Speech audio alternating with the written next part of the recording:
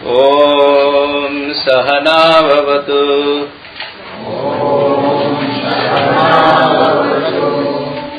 सहनौ भुनक्तु। सह वीर्यं करवावहै। तेजस्विनावधीतमस्तु।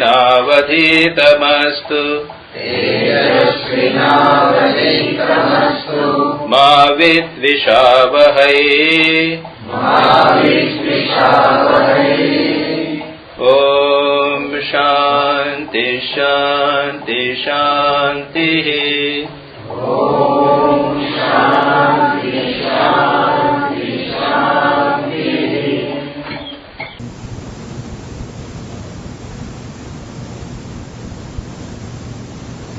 कठोपनिषद का पाठ चल रहा है। हम लोग द्वितीय अध्याय की द्वितीय वल्ली के 12वें श्लोक का पाठ कर रहे थे, जिसमें एको वशी सर्वभूतांतरात्मा एकम रूपम बहुधा यह करोति तमात्मस्थम ये नुपश्यन्ति धीरा तेषाम सुखम शाश्वतम नेतरेषाम। इस पर हमने विचार किया।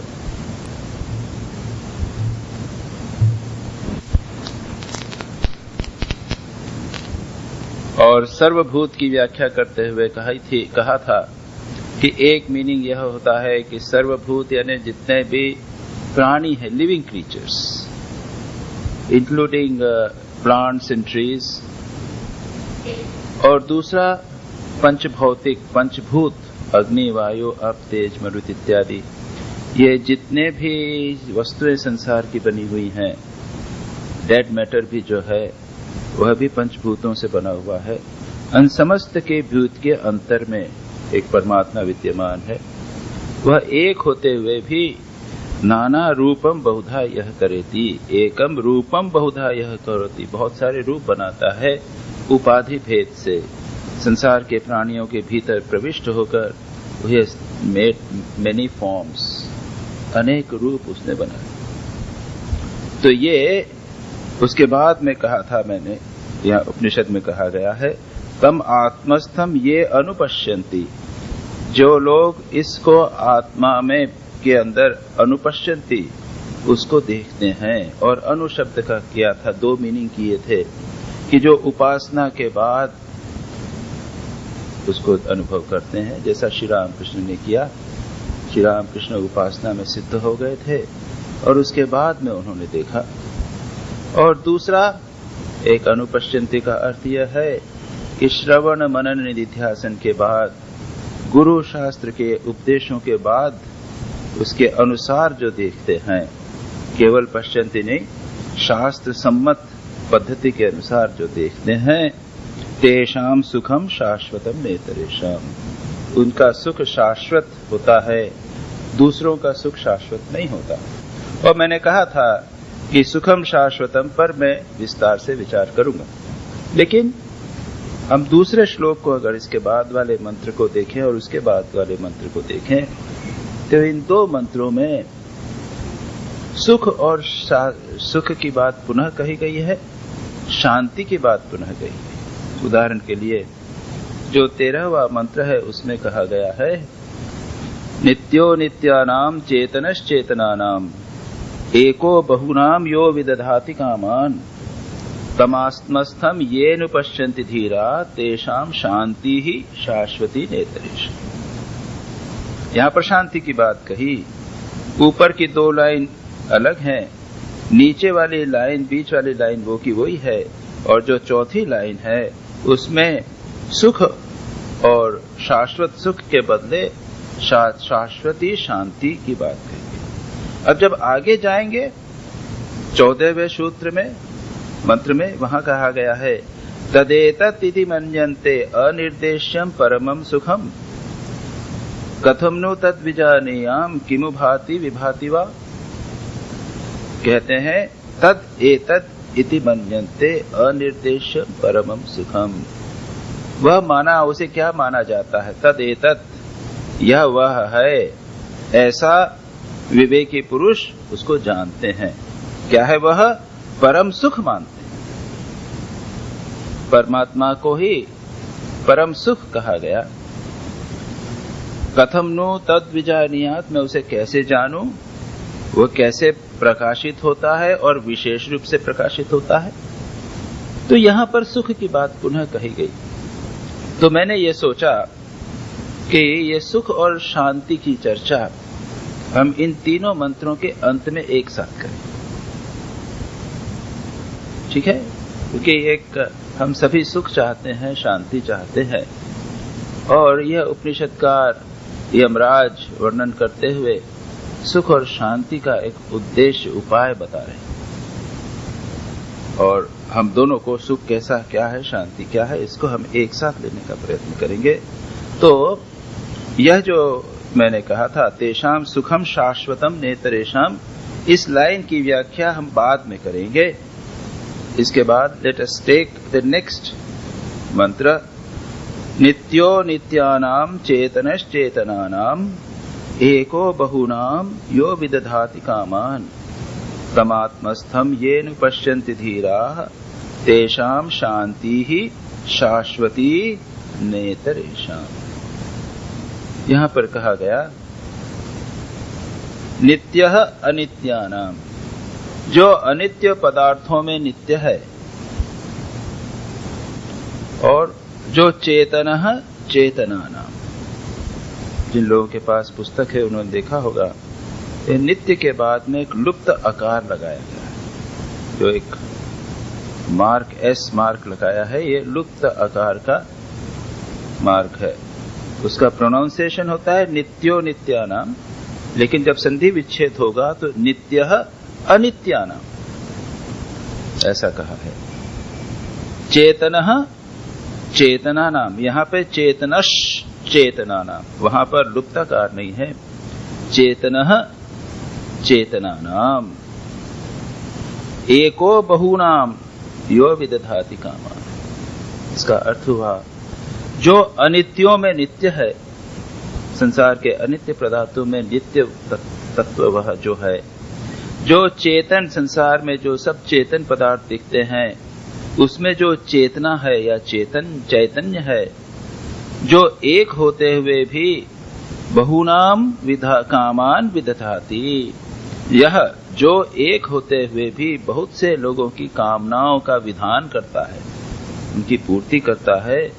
तम आत्मस्थम ये अनुपश्यन्ति धीरा, ये धीराः, जो बुद्धिमान धीर पुरुष उसे आत्मस्थ देखते हैं, आत्मा में प्रकाशित, आत्मा में एस्टेब्लिश देखते हैं। तेषाम शांति ही शाश्वती नेतरेषाम, उनकी शांति शाश्वती होती है, दूसरों की नहीं। ये इस मंत्र का अर्थ है। अब इसको देखने का प्रयत्न करें। यह नित्यो नित्यानाम, ये क्या कहा गया? जो नित्यों में अनित्यों में नित्य है। अनित्य यानी क्या? जो इम्परमानेंट, जो अस्थाई है, जो शाश्वत नहीं है, आज हैं कल नहीं रहेंगे।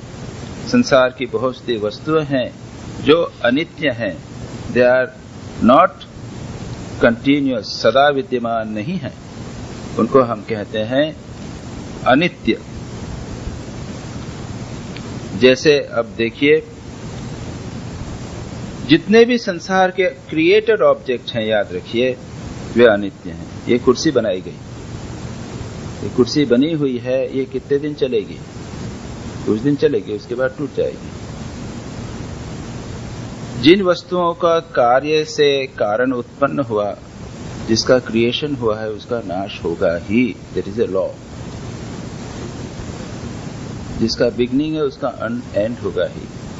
संसार की जितनी वस्तुएं देख लीजिए आप, हिमालय लगता है कि ये पता नहीं कितने साल तक रहेगा, हजारों लाखों साल से हिमालय है, लेकिन उसके पहले भी तो आप जानते थे, पहले वहां हिमालय नहीं था, वहां पे समुद्र था।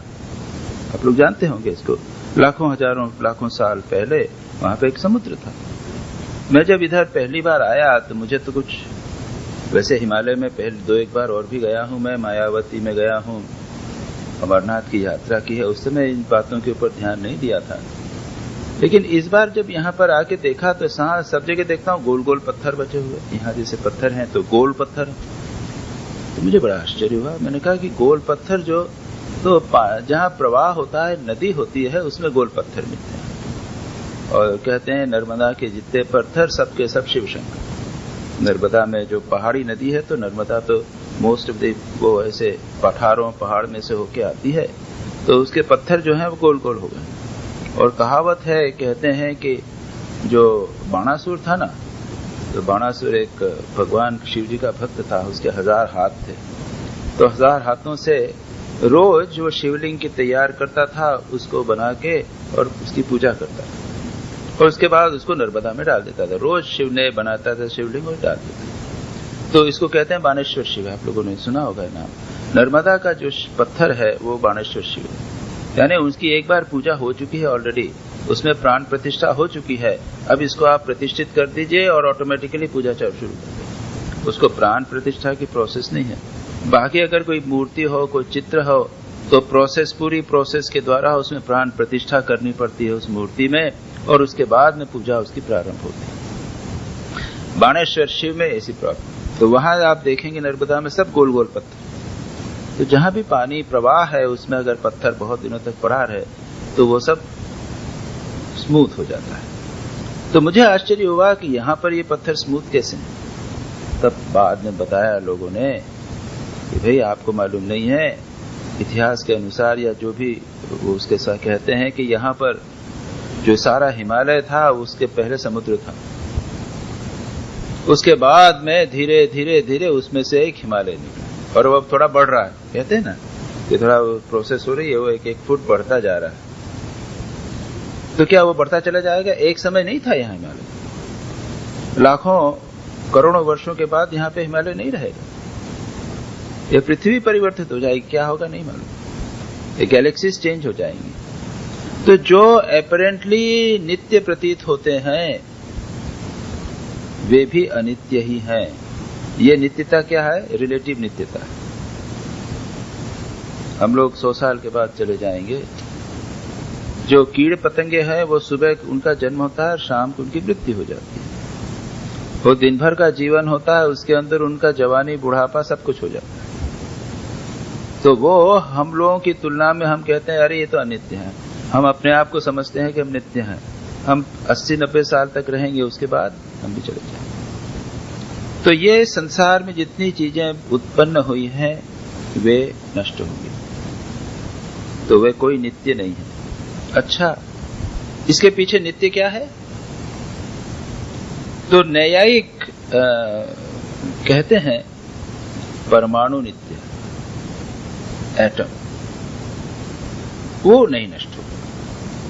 अल्टीमेटली सब कुछ ब्रेक डाउन हो जाएगा, लेकिन एटम नष्ट नहीं। मॉलिक्यूल अणु यानी मॉलिक्यूल, परमाणु यानी एटम। और आज के वैज्ञानिक आकर कहते हैं कि नहीं, उसको भी उन्होंने ब्रेक कर दिया है, और उसको कहा उन्होंने इलेक्ट्रॉन्स प्रोटॉन्स बना दिए। इसके आगे सांख्य जाते हुए सांख्य सिद्धांत कहता है कि नहीं, ये परमाणु भी चला जाएगा। परमाणु जो है वो तो शक्ति है। इस परमाणु के पीछे जिसको उन्होंने कहा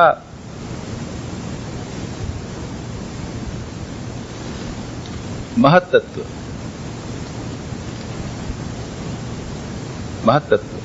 ये परमाणु के पीछे एक शक्ति है, और ये महत्तत्व का भी नाश हो जाएगा और एक शक्ति बची रहेगी जिसको उन्होंने कहा प्रकृति। प्रकृति क्या है? एनर्जी। उसके सत्व, तम और रज 3 गुण हैं। तीनों की साम्य अवस्था है प्रकृति, और जब वो इवोल्यूशन होता है उसका, तो तीनों के कॉम्बिनेशन से सारे जगत की सृष्टि होती है। उस एनर्जी से एटम बनते हैं इत्यादि। तो आधुनिक विज्ञान भी क्या कहता है? आधुनिक विज्ञान कहता है कि यह जो एटम है वह भी जब ब्रेक कर दिया जाए तो वह एनर्जी जैसा बिहेव करता है। Atom is like energy. Electrons protons tremendous speed से घूम रहे हैं, और जब आप उसको और तोड़ने जाओगे तो वो एनर्जी में कन्वर्ट होता है, यानी पीछे कोई शक्ति है, एनर्जी है। ये शाश्वत है, ये नित्य बची रहेगी। इसके बाद वेदांत आता है। वेदांत कहता है कि नहीं, इस प्रकृति को जो आप कह रहे हो वह भी अनित्य है, वह भी माया है, वह मिथ्या है। एक उसके पीछे एक सत्ता है जिसको उन्होंने कहा आत्मा या चैतन्य, वही अल्टीमेट नित्य है। अब इसको मॉडर्न साइंस की तरह से सोचिए। अपने जितात्मानंद जी आकर उन्होंने कई बार लेक्चर दिया है, उस चीज को बताया है। मॉडर्न साइंस भी वेदांत की बात करने लगा है कई प्रकार से। इसको आप मैं डिटेल में नहीं जाना चाहूंगा। तात्पर्य यह है कि या तो एनर्जी को मानिए, या वेदांत आगे बढ़कर कहता है कि यह जो एनर्जी है और जो परमात्मा है वो एक है। जैसे अग्नि और उसकी दाहिका शक्ति, उसको सेपरेट नहीं कर सकते, उसी प्रकार से परमात्मा या ब्रह्म और उसकी माया शक्ति को सेपरेट नहीं किया जा सकता। अल्टीमेटली दोनों एक ही हैं। ये एक अल्टीमेट सत्ता है, वह नित्य है। तो यहां पर कहा गया कि अनित्य पदार्थों में जो नित्य है, और हम जितना समझ सकते हैं, मॉडर्न साइंस हमको बहुत मदद करता है समझने के लिए। ये संसार में जो कुछ हो रहा है हम जानते हैं इलेक्ट्रॉन प्रोटॉन्स के माध्यम सब। अब उसके पीछे की बेसिस क्या है? Electron protons. अगर मेरा शरीर डिसॉल्व हो जाएगा तो क्या होगा? इलेक्ट्रॉन प्रोटॉन्स रहेंगे, और वो क्या है? वो एनर्जी है। वेदांत कहता है कि नहीं, उसके आगे जाओ, प्रकृति है, वो त्रिगुणात्मक है, और आगे जाओ तो दोनों मिलके एक हो जाते हैं। एक ब्रह्म, एकमात्र सत्ता है जो सर्वत्र विद्यमान। तो आजकल के साइंटिफिक थिंकिंग के अनुसार कार्य कारण में के विलीन, कार्य को कारण में विलीन करते करते करते अल्टीमेटली आप अल्टीमेट कॉज पर आते हैं जो है ब्रह्म। अब यह जो प्रोसेस है, इसकी उपयोगिता क्या है? साधना की दृष्टि से इसको कहते हैं विलीनीकरण की प्रोसेस। और कठोपनिषद में ही एक बार आया था, यच्छेद वाग मनसी प्राज्ञः तद यच्छेद प्राणमात्मनि, प्राणमात्मनि महति नियच्छेद तद यच्छेद ज्ञानात्मनि इत्यादि। यानी जो कुछ भी दिख रहा है उसको आप उसका लय कीजिए, उसके कारण, उसका लय उसके कारण में, उसका लय उसके कारण में, और उसका चिंतन कीजिए। विचार के द्वारा यह जानने का प्रयत्न कीजिए, प्रतिदिन कॉन्स्टेंटली यह विचार कीजिए कि इस संसार के पीछे का कारण क्या है, जो मैं देख रहा हूं उसके पीछे कारण क्या है। यह जो हॉल दिखाई दे रहा है, ये सब सीन दिखाई दे रहा है, यह कार्य है, इसके पीछे कारण क्या है? इलेक्ट्रॉन प्रोटॉन्स है, उसके पीछे कारण क्या है? उसका चिंतन। कल कठोपनिषद की क्लास में मैंने कहा था कि एक प्रोसेस है साधना की, वह क्या है? चित्त और चैतन्य को अलग करना। चित्त यानी माइंड, और पुरुष या आत्मा, उसको विचार के द्वारा कॉन्स्टेंटली अलग करना, हमेशा उस विचार में बने रहना। वेदांत की प्रक्रिया ये है, उसके कारण का कंटिन्यूअसली चिंतन करना, इस कार्य को कंटिन्यूअसली कारण में विलीन करने का प्रयत्न करना। ये एक प्रकार की साधना है। तो यहां पर यह बात कही गई, इन संसार के समस्त अनित्य पदार्थों में नित्य विद्यमान है, नित्यो नित्यानाम, और कहा चेतनः चेतनानाम। संसार के जितने चेतन पदार्थ हैं, बहुवचन में है, उनका जो एकमात्र चैतन्य है, उसके बाद में आगे चलेगा। ये किसकी बात चल रही है? ब्रह्म की या अल्टीमेट सत्ता की बात चल रही है। अब कैसे? जैसे संसार के जितने प्राणी, हम सब प्राणी हैं, चेतन हैं, हमारे लिविंग कॉन्शियसनेस है, ये वृक्ष है, पत्ते, इनमें कॉन्शियसनेस है। जो कीट पतंग है उनमें कॉन्शियसनेस है। इनमें जो कॉन्शियसनेस विद्यमान है वो क्या है? सेपरेट है। मुझ में सेपरेट कॉन्शियसनेस है, आप में एक सेपरेट सत्ता है, चैतन्य है। सत्ता नहीं, चैतन्य। यहां पर क्या क्या? नित्य और अनित्य में एग्जिस्टेंस बताया, सत्य। उसके बाद अब चित्त बता रहे हैं, और बाद में आनंद की चर्चा की। शाश्वत सुख, परमम सुखम, तीसरे मंत्र के अंदर परम सुख की बताएंगे। यह ब्रह्म ही सच्चिदानंद है। इस सच्चिदानंद कैसे विद्वान में संसार में, ये बता रहे। सच्चिदानंद सत्य के रूप में, एग्जिस्टेंस के रूप में, संसार की समस्त अनित्य पदार्थों की सत्य के पीछे की जो बेसिक सत्ता है वह नित्य सत्ता के रूप में विद्यमान है। और संसार में जितने चेतन पदार्थ हैं उनकी चेतना के रूप में विद्यमान है। यह एकमात्र चेतना सर्वत्र विद्यमान है। कैसे? ये एक बड़ा अच्छा रोचक विचार है। कैसे? दृष्टांत देते हैं कि जैसे सूर्य का प्रतिबिंब बहुत सारे बर्तन रख दीजिए, एक मिट्टी का बर्तन, छोटा बर्तन, एक बड़ा बर्तन, एक ग्लास, एक घड़ा, इनमें सूर्य का प्रतिबिंब पड़ रहा है। अब सूर्य आप प्रतिबिंब जब देखोगे तो क्या दिखाई देगा? ये बहुत सारे सूर्य हो गए। बच्चा कहेगा वो देखो सूर्य, वो छोटा बच्चा कहेगा नहीं मेरा सूर्य तो है वो तेरे सूर्य से बड़ा है, मेरा बर्तन बड़ा है ना तो सूर्य बड़ा है, तेरा सूर्य छोटा है। वो आप लोगों ने एक चित्र देखा होगा, श्री कृष्ण का चित्र है। माँ यशोदा गोद में लेकर बैठी हुई हैं और चंद्रमा को दिखाया। बच्चा है ना, तो मेरे को दो चंद्रमा। रोने लगे, अब कैसे दें चंद्रमा? चंद्रमा बच्चे को, अब बच्चे को सहलान वो करना है। बच्चा तो बाल हट, तो वो कहीं रीजन नहीं होता, तर्क नहीं होता बच्चों का। कहते हैं बाल हट और स्त्री हट और राज हट। ये हट जो है उनके पीछे रीजन नहीं होता और बड़े हट ही होते। बालक ने हट किया तो चंद्रमा चाहिए, तो क्या किया? एक आईना ले आया और उसके हाथ में दे दिया और उसे बता के देखिए, ये ले बेटा। हाँ, तो मेरे हाथ में आ गया चंद्रमा। वो चंद्रमा एक है, हाथ में आ गया चंद्रमा।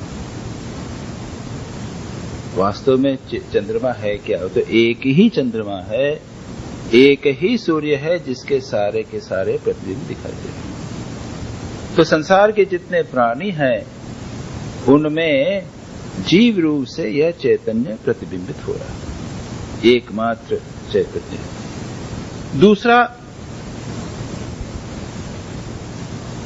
दूसरा भी है आभास। हम कहते हैं कि ये चित्त जो है हमारा, उसमें चैतन्य का प्रतिबिंब हो रहा है, इसे कहते हैं चिदाभास। और यह चिदाभास संसार के समस्त प्राणियों में दिखाई दे रहा है।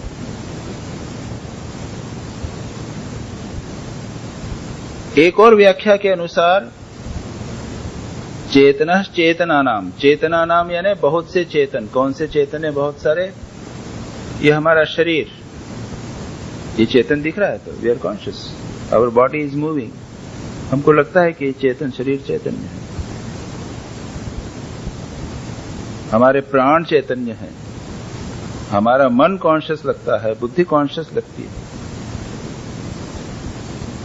लेकिन इन सब में जो कॉन्शियसनेस है वो किसकी कॉन्शियसनेस है? किसका चैतन्य है?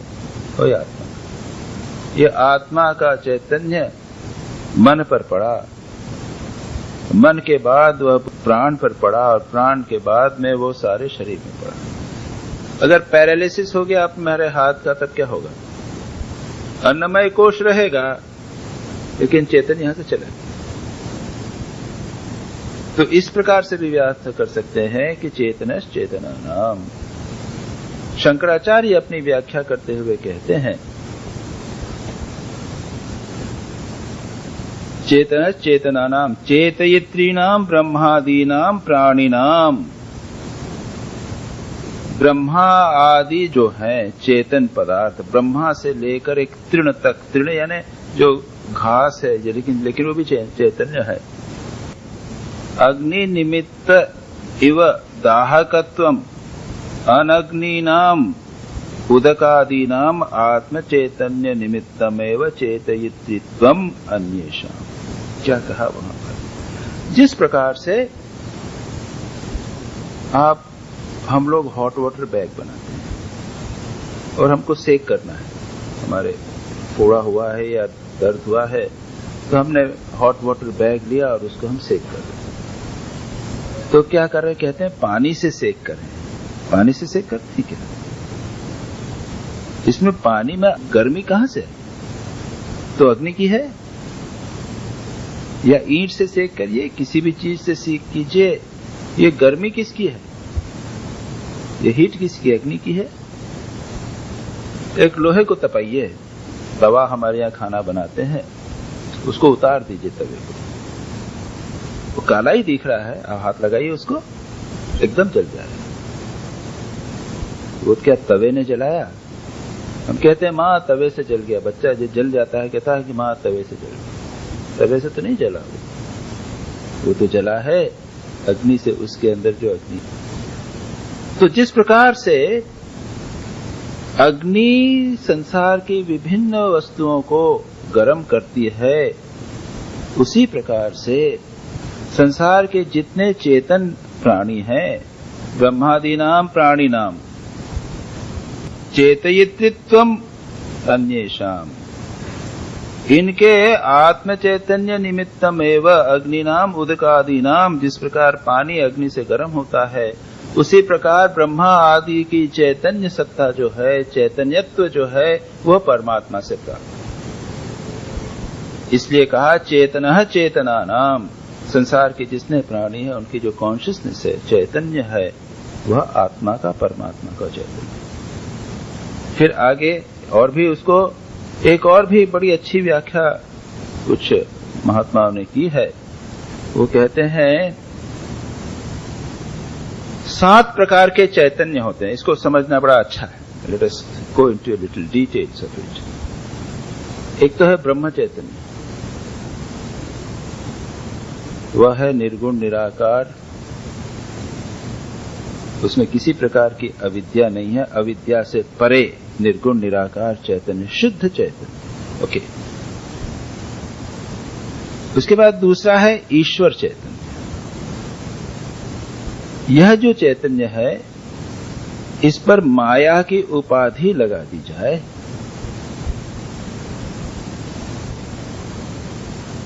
वो कंडीशन्ड ब्रह्म। राम नाम संकीर्तन जब किया जाता है, तो आप लोगों ने सुना होगा, जिन लोगों ने राम नाम संकीर्तन अटेंड किया है एकादशी के दिन, पहला है शुद्ध ब्रह्म परात्पर राम। राम क्या है? शुद्ध ब्रह्म, परात्पर, पर से भी पर, यानी अविद्या माया जो भी कहिए उससे भी पर, ईश्वर से भी पर, परात्पर, सुप्रीम ब्रह्म, शुद्ध बिल्कुल। भगवान राम शुद्ध ब्रह्म परात्पर। दूसरी लाइन में कहा गया कालात्मक परमेश्वर राम। क्या हुआ? ही इज कंडीशन्ड बाय काल।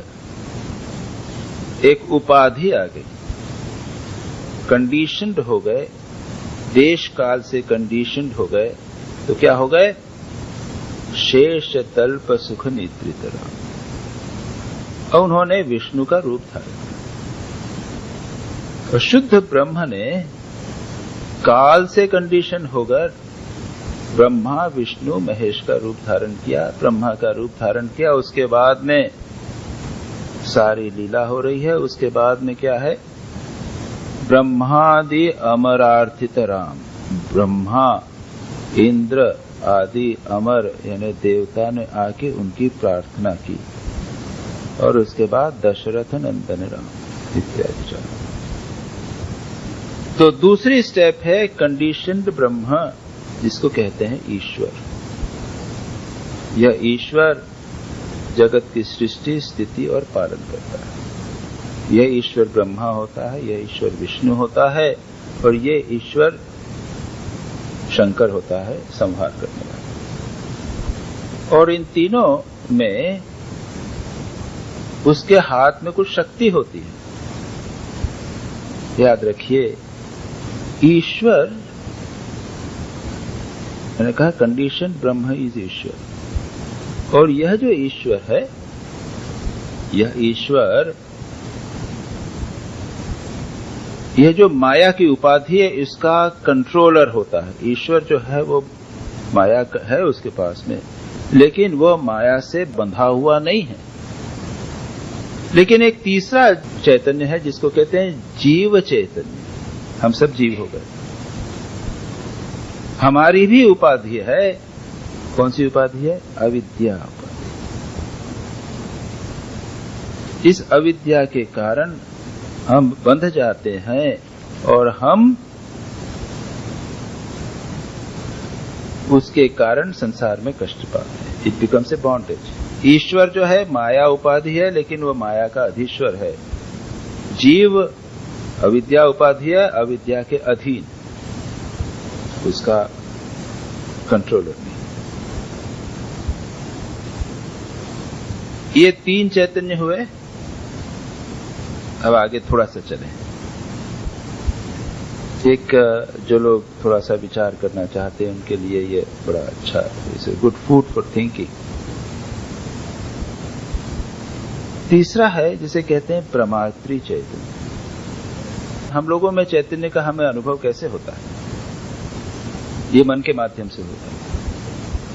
मन या चित्त की चर्चा बहुत हम पातंजल योग सूत्र में करते आए हैं। चित्त के ऊपर अगर चैतन्य का रिफ्लेक्शन नहीं होवे तो ये सब बातें नहीं हो सकती।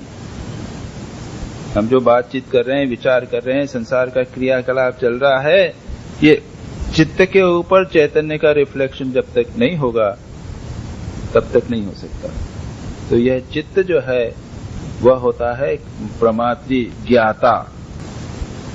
याद रखिए, नोवर वो शुद्ध आत्मा या जीव चैतन्य नहीं, ये नोवर चैतन्य। और दूसरा, इट इज एन इंस्ट्रूमेंट। ये चित्त या मन इंस्ट्रूमेंट है जिसके माध्यम से संसार की सभी वस्तुओं को देखते हैं। माइंड को इंस्ट्रूमेंट कहा गया, ये चैतन्य का इंस्ट्रूमेंट है। तो दूसरा हुआ इंस्ट्रूमेंट चैतन्य। और तीसरा है प्रमिति चैतन्य। जब ऑब्जेक्ट के ऊपर मन जाकर मन उस ऑब्जेक्ट का रूप ले लेता है, वह जो मन का अंश है उसको बोला है प्रमिति चैतन्य। ज्ञेय व पदार्थ ऑब्जेक्ट है। ज्ञाता ज्ञान और ज्ञेय, जानने वाला ज्ञान और ज्ञेय। ज्ञान है इंस्ट्रूमेंट जिसके माध्यम से वस्तुओं को देखा जाता है। ज्ञेय व पदार्थ ऑब्जेक्ट है, और जो आत्मा है वह चैतन्य। ये तीनों के रूप का रूप चैतन्य ले लेता है। ये तीनों मन के अंग हैं। तात्पर्य यह है कि इस प्रकार से एक ही चैतन्य के 7 रूप हुए। इसलिए कहा चेतनश्चेतना नाम, एक ही चैतन्य सर्वत्र विद्यमान है, उपाधि भेद से ये विभिन्न रूप हुए। नित्यो नित्यानाम चेतनश्चेतना नाम। उसके बाद में एकः बहुनाम कामान विदधाति। यह एक होते हुए भी बहुत से लोगों की कामनाओं का विधान करता है, को देता है। हमारी असंख्य कामनाएं हैं, मेरी कामनाएं, आपकी कामनाएं, इच्छाएं, संसार के समस्त लोगों की बहुत सारी इच्छाएं। ये इच्छाएं कैसे पूरी हो रही हैं? भगवान कर।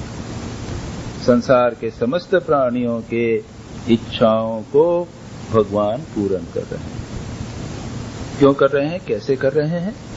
और कामना क्या है, इच्छाएं क्या है? सुख देने की। जिस वस्तु से काम्यते सुख प्राप्यते, जिससे सुख प्राप्त हो, जिस वस्तु से, उसको कहते हैं कामना। ये कामना जिससे सुख प्राप्त हो। और सुख कहाँ से मिलता है? वेदांत के अनुसार जितने भी संसार में सुख प्राप्त करते होते हैं ये ब्रह्मानंद की ही एक बिंदु है। भगवान के परमात्मा के ही एक बिंदु से समस्त लोग उपजीवित होते हैं। ब्रह्मानंद की एक बिंदु से मात्राम जीवान उपजीवंती, जीवित रहते। आपने रसगुल्ला खाया, मिठाई खाई, उससे सुख मिला और उससे जीवित हैं। आप स्लम्स में चले जाइए, कितनी बुरी हालत में लोग रहे, लेकिन कुछ तो भोग मिलता है, उनको सुख मिलता है। बिना सुख के कोई व्यक्ति जीवित नहीं रह सकता। दिन रात मेहनत करते हैं, उसके बाद में रात को कुछ अपने घर में जाकर कुछ विषय भोग होता है, उनको उसी सुख में जीवित रहते। वो ब्रह्मानंद की एक ड्रॉप उनको मिलती है, उस सुख से सुखी रहे। कई प्रकार के सुख हैं, इसका वर्णन अभी अब हम देखेंगे। कई प्रकार के सुख हैं। ये सारे के सारे सुख किसके हैं, कहां से आए? वही परमानंद के एक सुख की बूंद से संसार के समस्त प्राणी सुखी हो। अभी हम इस सुख का विषय वर्णन करेंगे। तो यहां पर कहा गया कि समस्त कामनाओं, संसार के समस्त प्राणियों की कामना वो पूर्ण करता है, यानी आनंद के रूप में ब्रह्म ही संसार के समस्त प्राणियों की कामना पूर्ण करता है। जो सुख उनको प्राप्त करता है वो ब्रह्म का ही सुख है यह। और दूसरे अर्थ में ईश्वर के रूप में आपके कर्म फल की पूर्ति करता है। ईश्वर क्या है? कर्म फल दाता ईश्वर। जैसा आपने किया, आपको जिसने पुण्य किया, अच्छा काम किया, तो आपको सुख प्राप्त होगा। उसका विधान भी वही करता है, विधाती वही करता है। और जब ब्रह्म को प्राप्त कर लिया जाता है तब क्या होता है? सो अश्नुते सर्वान कामान, समस्त कामनाओं की पूर्ति हो जाती। कामनाओं की चर्चा वेद तुयो विदधाति कामान, समस्त कामनाओं की पूर्ति हो जाती है। तेषाम तम आत्मस्थम येनु पश्यन्ति धीराः, उस ब्रह्म को, जो इस प्रकार का ब्रह्म है, जो सत्य है यानी नित्य है, चेतन है और आनंद स्वरूप है, उस ब्रह्म को जो आत्मा में आत्मस्थ देखते हैं, अपने भीतर देखते हैं, तेषाम शांति शाश्वती नेतरेश। स्वामी विवेकानंद, जो हम योग पढ़ रहे हैं उसमें अभी आएगा, कल परसों शायद नेक्स्ट लेक्चर में आएगा। स्वामी विवेकानंद कहते हैं कि हमारी बहुत बड़ी भूल यह है कि हम समझते हैं कि हमें सुख बाहर से प्राप्त हो। वास्तव में सुख हमारे भीतर ही। हम सुख स्वरूप ही हैं। सुख बाहर से कभी किसी वस्तु से, विषय से नहीं मिल सकता। इसीलिए कहा गया तम आत्मस्थम येनु पश्यन्ति धीराः, जो हमारी वासनाओं, इच्छाओं, सुख की इच्छाओं को, कामनाओं को पूर्ण करने वाला है, वह तो हमारे भीतर ही विद्यमान है। वो तो आनंद स्वरूप ही है। जो लोग उसको देख लेते हैं, उन्हीं की शांति शाश्वती होती है। बाकी शांति जो है वो शाश्वती यानी कंटिन्यूअस, एवर प्रेजेंट नहीं हो सकती। इस प्रकार से इस मंत्र में कहा। अब हम इन दोनों पर विचार करें। मोस्ट इंपॉर्टेंट बात जो है, सुख और शांति। हम सब सुख और शांति चाहते हैं, याद रखिए। सभी लोग सुख और शांति चाहते हैं। जितने हमारे एफर्ट्स हो रहे हैं, जितने कर्म कर रहे हैं, सबके से सुखी हो। लेकिन होता क्या है, कभी सुख मिलता है, शांति नहीं। हम दोनों को थोड़ा सेपरेट करके भी देखने का प्रयत्न करते हैं। कुछ लोग कहते हैं सेठ है, बहुत पैसा है, अच्छा बिजनेस है, बैंक बैलेंस बहुत अच्छा है, लड़के बच्चे सब अच्छे सेटल्ड हैं, तो भी कहते हैं स्वामी जी सब कुछ है लेकिन शांति नहीं। शांति नहीं, सब कुछ है लेकिन शांति नहीं। और फिर सुख भी कई प्रकार के। हम लोग गीता में 3 प्रकार के सुख की बात कही गई। सात्विक, तामसिक, राजसिक सुख की बात कही गई। और उपनिषदों में सुख का बहुत बढ़िया वर्णन है वहां पर। और जब सुख का एनालिसिस करने का प्रयत्न किया जाता है तो कुछ रिप्रेजेंटेटिव सुख देख लिए जाते हैं। जैसे एक बालक का सुख ले लीजिए। बच्चा सुखी है ना, कितना सुखी है, आनंद में खेलता रहता है। और कहते हैं कि जो जीवन मुक्त पुरुष होते हैं, जो परमहंस होते हैं, वो बालक जैसे होते हैं। एक दृष्टांत दिया गया तो बालक जैसे होते हैं। और उपनिषदों में ये सुख को एनालाइज करने, समझाने के लिए 2-3 एग्जाम्पल लिए गए। एक तो बालक का सुख, एक विद्वान का सुख, एक राजा का सुख, और उसके बाद में ब्रह्मज्ञानी का सुख ये भी है। अब बालक का सुख ले लीजिए। बालक के सुख में एडवांटेज क्या है? आप देखेंगे कि कोई एंजाइटी नहीं बच्चे, भविष्य में क्या होने वाला है कुछ चिंता नहीं है, भूतकाल में क्या हुआ था भूल गया। तो प्रेजेंट में है, खेलता कूदता आनंद करता है, हमेशा आनंद में है। किसी से राग द्वेष नहीं है। हमारे यहाँ तो अधिकांश हमारा दुख का कारण, एंजाइटी का कारण, अशांति का कारण है राग द्वेष, कंपटीशन का भाव, क्या हो जाएगा, भय। बच्चे को भय भी नहीं, कुछ नहीं। वो तो मृत्यु और जन्म मृत्यु को भी नहीं समझता। आप देखेंगे बच्चा जो है बहुत आनंद में है। श्री राम कृष्ण कहते थे कि बच्चा तीनों गुणों के पार है, त्रिगुणातीत है। और गीता में त्रिगुणातीत का वर्णन आता है, उसको सर्वश्रेष्ठ स्थिति बताई गई। बच्चा भी वैसा ही होता है। श्री राम कृष्ण कहते हैं कि एक कपड़ा है, से कपड़ा दे, नहीं दे। क्यों? मेरे बाबूजी ने दिया, पकड़ लिया। 5 मिनट बाद इधर खेलते खेलते आप फुसला के उसको कोई कागज दे दीजिए और कपड़ा दे दीजिए। किसी चीज को पकड़ के नहीं रखता, बहुत जोर से पकड़ा फिर छोड़ दिया। कोई अटैचमेंट नहीं, किसी प्रकार का अटैचमेंट। तो इस प्रकार से उसमें अटैचमेंट नहीं है, राग द्वेष नहीं है। किसी से झगड़ा कर लिया, बच्चे से अपने दोस्तों से झगड़ा हो गया, 2 मिनट बाद फिर दोस्ती हो गई। एक बड़ी सुंदर कहानी, टॉल्स्टॉय की कहानी है। बारिश के दिन है, बच्चे खेल रहे हैं और एक पानी बह रहा है, नदी बह रही है। थोड़ा सड़क पे पानी गिरा तो पानी बहने लगा, रास्ते में एक नाला जैसा बन गया। बच्चों ने क्या किया, नौका बनाई। नौका बना के उसमें कागज की नौका बना खेलने लगे। अचानक किसी ने पत्थर फेंका उसमें, उसके छींटे, मट्टी के छींटे उठे, कपड़े पे लगे एक बच्ची के। दूसरे बच्चे हंसने लगे, रोने लगे, और ये बेचारी रुआ से हो गई। माँ के पास गई, उसे दूसरे से रोने लगी तो माँ आ गई। तो क्या हुआ कि इसने पत्थर फेंका, मेरा कपड़ा गीला हो गया। उस माँ ने लेके दूसरी लड़की को चांटा मार दिया। ये अपनी माँ के पास गई, वो आ गई। अब दोनों माताएं झगड़ने लग गई, तूने इसको क्यों मारा, तूने इसको क्यों मारा। इतने में इधर भी एक दल हो गया, इधर दल हो गया, हो हल्ला, मारपीट की बात हो गई, यानी मिनी रॉयट जैसा होने लगा।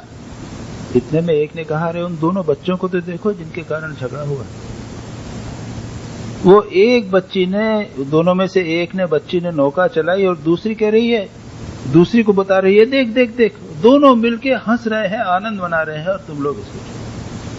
तो बच्चों में राग द्वेष नहीं होता, आनंद है। तो एक है बच्चे का आनंद, लेकिन ये स्थायी नहीं रहता, बड़े होते हैं, नष्ट होते हैं। अज्ञान पीछे बना हुआ है और इसलिए वो स्थायी नहीं रहता। अच्छा, अब आगे बड़े होने पर क्या है? यंग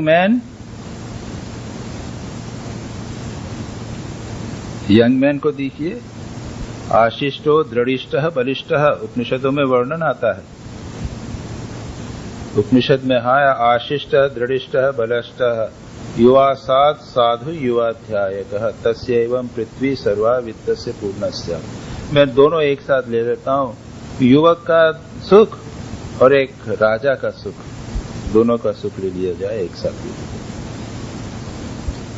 जब शरीर सबल है, इंद्रियां तेज होवे, सेल्फ कंट्रोल्ड आदमी होवे, at the age of peak of youth, सब इंद्रियों से भोग कर सकते हैं। देखिए उसके बाद में क्या होता है, वहां पे भोग करता है, खूब भोग किया, उसमें आनंद प्राप्त हुआ। Sense enjoyment maximum in youth. तो सेंस एंजॉयमेंट में क्या होता है, इसका एक एनालिसिस किया गया है उपनिषदों में। वहां पर यह कहा गया है कि जब मन में भोग की इच्छा उत्पन्न होती है तब मन चंचल हो गया, तो अंडरस्टैंडेबल है। अगर कामना उठेगी मन में तो मन चंचल हो, उसमें सुख नहीं। उसको प्राप्त करने के लिए आपको एफर्ट करना पड़ेगा, तब तक सुख नहीं। जब ऑब्जेक्ट आ गया तब सुख हुआ, उसका एंजॉयमेंट किया तब सुख हुआ। तो होता क्या उससे, क्षण भर के लिए चित्त वृत्ति जो चंचल थी वो शांत हो गई, और उस शांत चित्त वृत्ति पर चैतन्य का रिफ्लेक्शन पड़ा, इसलिए सुख हुआ। इसीलिए कहा कि संसार के जितने सुख हैं वो सिर्फ केवल ब्रह्मानंद के, आत्मानंद के सुख हैं। तात्पर्य यह है कि सुख विषय में नहीं है, ब्रह्मानंद है। अच्छा, अगर विषय में सुख होता तो रसगुल्ला पूरा खाने पे हमेशा ही तो सुख होना चाहिए था। जब पेट भर गया उसके बाद रसगुल्ला खाइए, आप उसको हाथ से हटा देंगे, नहीं बाबा नहीं चाहिए, चाहे कितना भी कोई व्यक्ति खाने वाला, एक स्टेज के बाद फिक्र नहीं चाहिए। और जब हम जानते हैं आज से 20 साल पहले, 30 साल पहले कुछ वस्तु में हमको सुख मिलता था, आज नहीं। मतलब यह है कि ऑब्जेक्ट में सुख नहीं है। ऑब्जेक्ट में सुख होता तो हमेशा होता और हर व्यक्ति में होता, ऐसा नहीं। तो ऑब्जेक्ट में सुख नहीं है, और उसका उपनिषद में अच्छा वर्णन है, प्रिय मोद प्रमोद, ऐसा वर्णन है। एक पुत्र आने वाला है, माता पिता ने फोन किया कि मैं आ रहा हूं, कल आ रहा हूं। खुशी हुई, क्योंकि स्टेशन पे आऊंगा, कितने बजे आप गए, पोटिक उसी समय पहुंच गए वहां पर स्टेशन पर। उसको देखा तो और आनंद आया, और जब उतरा उसने आपके चरण स्पर्श किया, आपने गले लगा लिया, और एक तो प्रिय मोद प्रमोद, 3 लेवल होते। लेकिन क्या ये सुख स्थायी रहता है? तेसाम सुखम शाश्वतम नेत्रेश, ये स्थायी नहीं। और विचार करके सन्यासी, विचार करके जो ज्ञानी व्यक्ति है, विचार करके जानते हैं कि ऑब्जेक्ट में सुख नहीं है, सुख जो है वो आत्मा में है, इस प्रकार से मुझे प्राप्त हुआ। तो यह हुआ एक युवक का और भोग का सुख। और उसमें अटैचमेंट, विरह, पुत्र जब जाने वाला है, दिन 15-20 दिन रहा, उसके बाद कहा वापस जाऊंगा मैं, रेडी, अमेरिका वापस जाना है, तब क्या सुख होता है? तब तो दुख होता है। अगर पुत्र को कोई बीमारी हो जाए, कुछ हो जाए, मृत्यु हो जाए, तो बहुत दुख होता है। अब एक तीसरा लीजिए, मोनार्क, एक सम्राट का सुख, इसका भी वर्णन उपनिषदों में, महाराजा का सुख।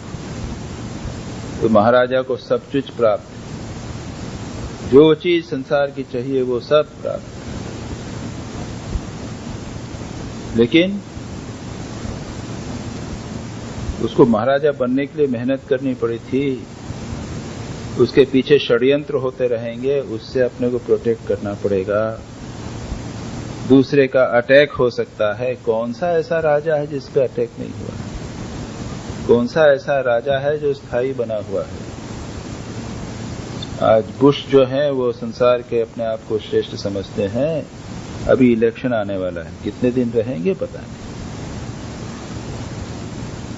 तो संसार का कितना भी महान व्यक्ति, कितना भी राजा हो, पावरफुल व्यक्ति हो, उसका सुख भी जो है वो शाश्वत नहीं है, और परम सुख भी नहीं है। यहाँ पे आएगा ना, एक शब्द आता है परमम सुखम, अगले मंत्र में आएगा परमम सुखम, तदेतति मन्यन्ते अनिर्देश्यम परमम सुखम।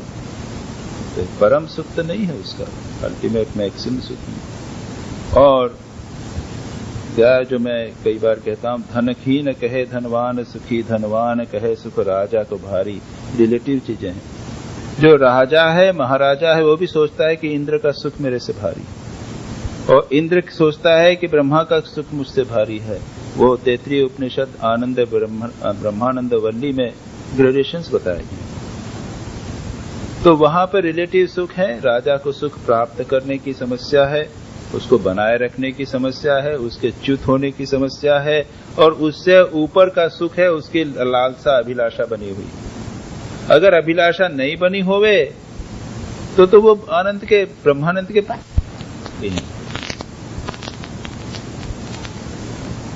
आज की भाषा में ऑल साइंसेज एंड ह्यूमैनिटीज, जितने भी कंप्यूटर साइंस और फिजिक्स, केमिस्ट्री, मैथमेटिक्स, सब में जानता हूं। और humanities, sociology, politics, philosophy, arts, सब में जानता हूं। धनुर्विद्या, कला इत्यादि सब में जानता हूं। जानते हुए भी मुझे दुख का नाश नहीं। ये होते हुए भी मेरे दुख बना हुआ है, आप मुझे दुख के पार ले जाइए। इसकी व्याख्या करते हुए पंचदशीकार कहते हैं कि उनको नॉलेज प्राप्त करने के लिए बहुत मेहनत करनी पड़ी। पहले ही त्रिताप तो हैं, आदि भौतिक, आदि दैविक और आध्यात्मिक दुख तो हैं ही। अब ऊपर से आपने जो नॉलेज पढ़ा है तो उसको बनाए रखने के लिए प्रैक्टिस करिए, नहीं तो भूल जाएंगे, बैकडेटेड हो जाएंगे। अपग्रेड करते रहिए, रोज लाइब्रेरी में जाते रहिए।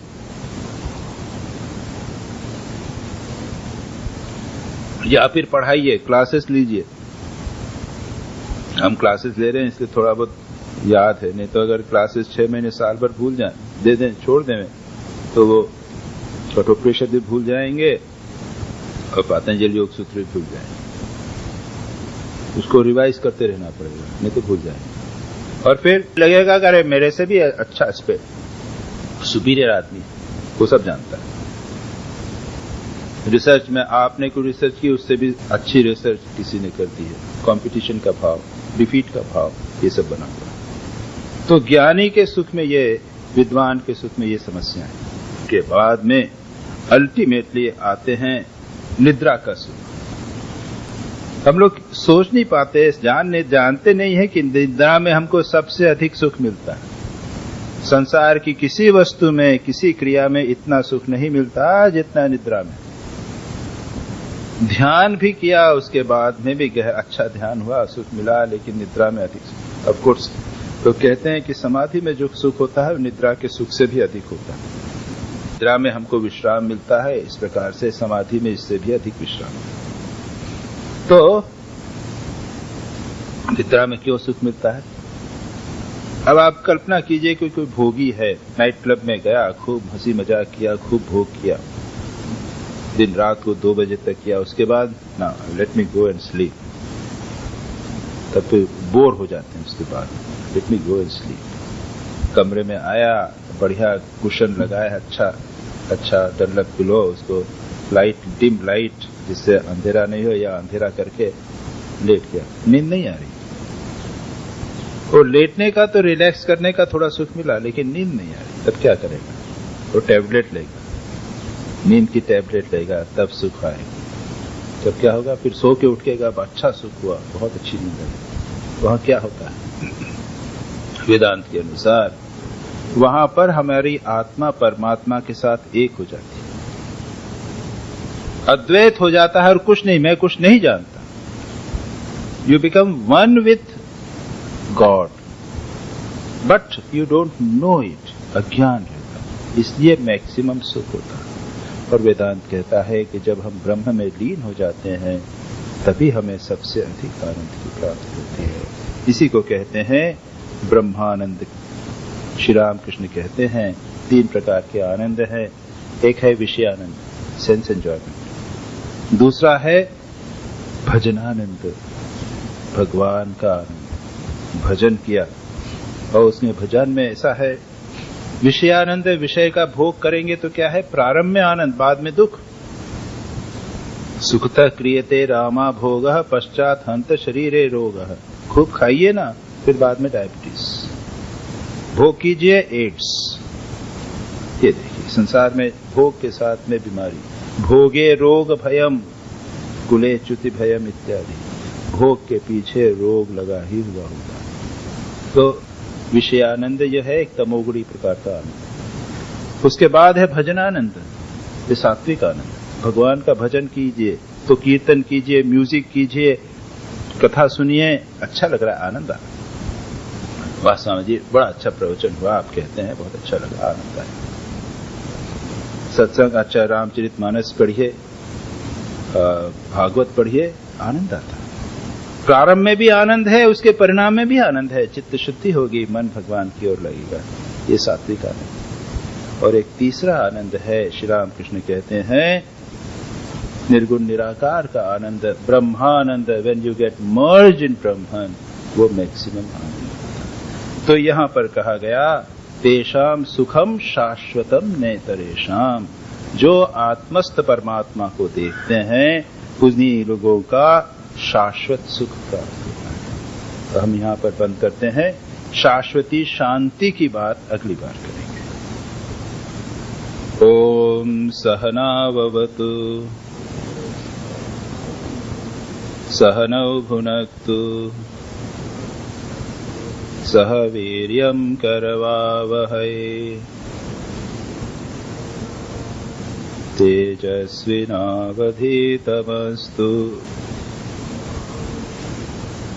मा विद्विषावहै। ओम शांति शांति शांति।